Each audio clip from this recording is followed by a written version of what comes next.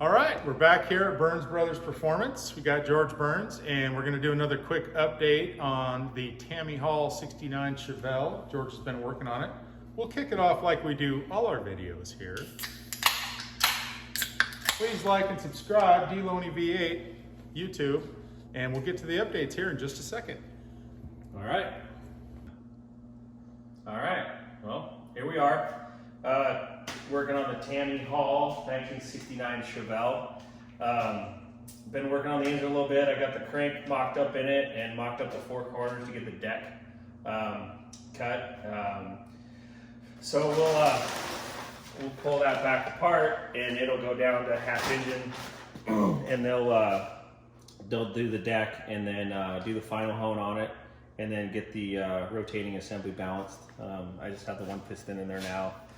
With all the four corners marked, the deck heights right now as current, which is pretty typical, a little over 20 in the hole. And then, yeah, I got the heads are over at Rob Louthan.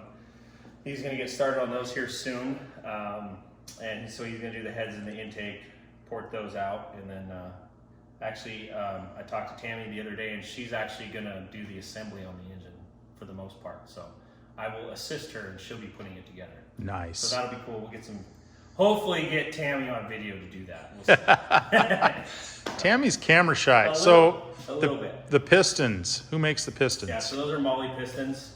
It's an Eagle kit that came with Eagle forged crank, Eagle rods, and then a Molly piston.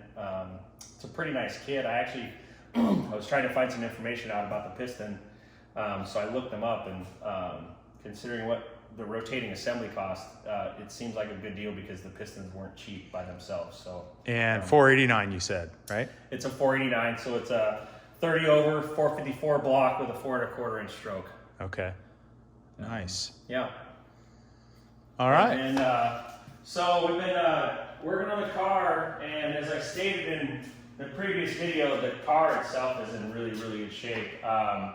Actually, I'll start a little backwards as to how I did the metal work, but the cowl corner here, I did peel the bottom off of it, and it was a little deeper than I thought, so I ended up ordering the inner cowl, which is in there, and then the outer cowl, and got those spot welded on.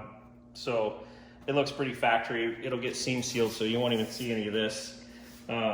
Still have to switch the firewall hole over to a heater box, which I have that piece coming from a guy. So it'll be a non-AC car, Correct. which is okay here in the Oregon territory. Especially with a big block, you know, when you're trying to dress up the engine compartment, I just think that the AC cars are a little bulky for my taste. I know a lot of people like the vintage air stuff, but it's not for everybody. So yeah, and then there's a couple, like these holes will get filled. That's for the AC stuff, and then a little patch there. But other than that, the firewall is pretty much done, aside from a little seam sealing, and it'll be ready for paint. The whole bottom of the car is basically ready for paint too. So We saw that, yeah, last video. yeah, So you bought a spot welder. yeah, I bought It's paid for itself, right? Yeah, so I went to Harbor Freight and got one of these spot welders, and then I got some longer tongs from eBay.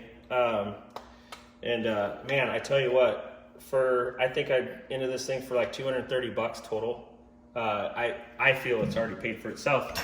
You know, you're skipping, you know, you're not doing 3 steps. You're not drilling holes, plug welding, grinding everything. You're literally just grinding everything, you know, clean, no paint, and spot welding, and it's done. So yeah, I'm sold on it. If this thing goes out, you know, when I'm done with this project, I'll consider it well bought. It was a win, yeah. Yeah. And do you want to go over the rear window repair? Yeah, for sure. We'll head around that way. I did do a couple patches in the front. There was just a couple little rust spots. Like I said, this was a vinyl top car, so I had a couple little rust spots here. I fixed that, and that spot right there did require a patch, so we patched that. So I did find out from Tammy the other night when she was down here inspecting the car. We are removing the vinyl top, so this will not be a vinyl top car again. So all these stubs will go away and these holes will get welded up. So this panel here, just one complete panel. These corners right here from Belt and Speed, they fit pretty nice. I was pretty happy with those. just required really, really minimal tweaking to get these things to lay in there the way they're supposed to. Did that corner as well, and then a little around the corner on the edge there. Nice. But yeah, threw a bunch of spot welds in there. I will say that the Harbor Freight spot welder is a little weaker than what they would use in the factory. So I added a few more spot welds. I really laid them in there just to make sure that panel's not going to pop. And I mean, it's stout. It's not going to go anywhere. So Nice. of course, the trunk's all 100% done because there's no rust repair in that. So Yeah, this is a really solid car. yeah. And then so I started on the only rust I have left now. I got this patch in here. I had to make that patch out of another patch that I had. And then I got a little bit in the back side to patch the back. And then I have the exact same thing on the other side. And then we're done with the rust repair on this. So Nice. the next step is to rebuild the door hinges if needed. I got all the parts there to do that. And then get the doors hanging on it and get those fitted and make sure that the gaps are nice and tight where they're supposed to be, nice and even all the way down. And then get the fenders on it. I ordered a cowl hood for it, so we're gonna go without the SS hood. Because since we're not doing the vinyl top, we decided Tammy wants the silver with the black stripes on the hood and the deck lid. Okay, the wide stripes, so that's Right. going to work better with the cowl hood. Yeah, so Yeah.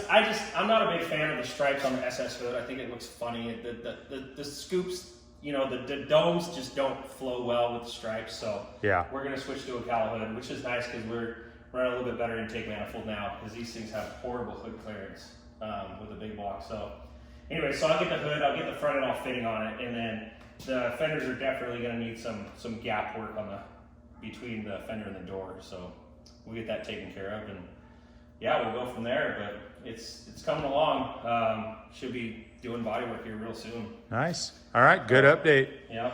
We'll be back for more later. Anything else you want? Any closing comments? No, just like Dave said at the beginning, you gotta like, subscribe, hit the bell, and tell your friends. Don't forget to tell your friends all about Burns Brothers Performance and D-Loney V8. Absolutely. Thanks, All right. George. Thank See you you. guys. Thanks for watching.